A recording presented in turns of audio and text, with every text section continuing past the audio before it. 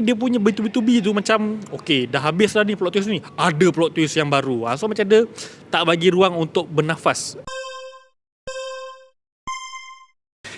Hey, what is up my good people? Okay, aku baru saja lepas menonton filem Mercy, filem lakonan orang kata apa, anak emas Jeff Bezos, iaitu Chris Pratt.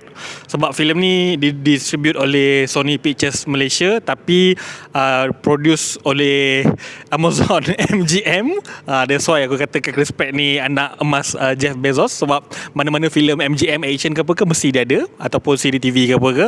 And overall Mercy ni macam nak kata kita sama ada dua benda lah kau boleh take. Sama ada kau kena bagi mercy dekat AI ataupun no mercy at all.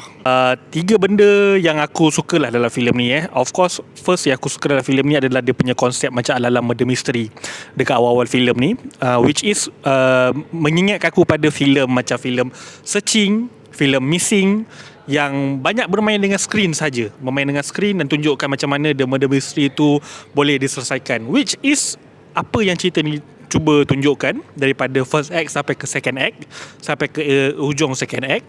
Tu first benda yang aku suka dalam filem ni. Yang second aku suka dalam filem ni adalah the technology itself. Maksud aku macam how dia represent the future lah. The future dia pun taklah jauh sangat. Future dia macam 2029. So AI tu dijalankan pada tahun 2027. So sebenarnya kita kalau tengok sekarang pun AI pun setahun dulu dengan sekarang dah banyak gila beza. So tak mustahil pun kalau macam nak pergi ke 2027 atau 2029 ke apa ke, this kind of thing memang boleh ada dah.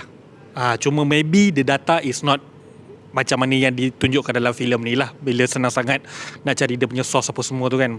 Tapi macam aku cakap tadi, okay, kalau macam benda yang aku kurang suka pula adalah first, kalau tadi aku kata dia whodunit kan, macam cerita murder mystery. Kalau dia maintain murder mystery daripada awal sampai habis, nak menunjukkan yang watak Chris Pratt ni tak bersalah, aku rasa dah cukup cantik dah.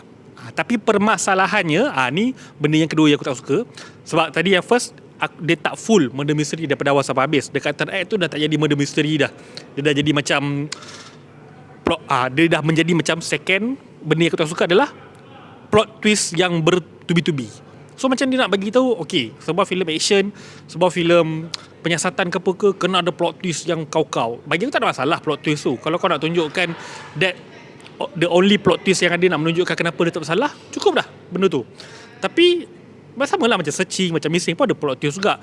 Tapi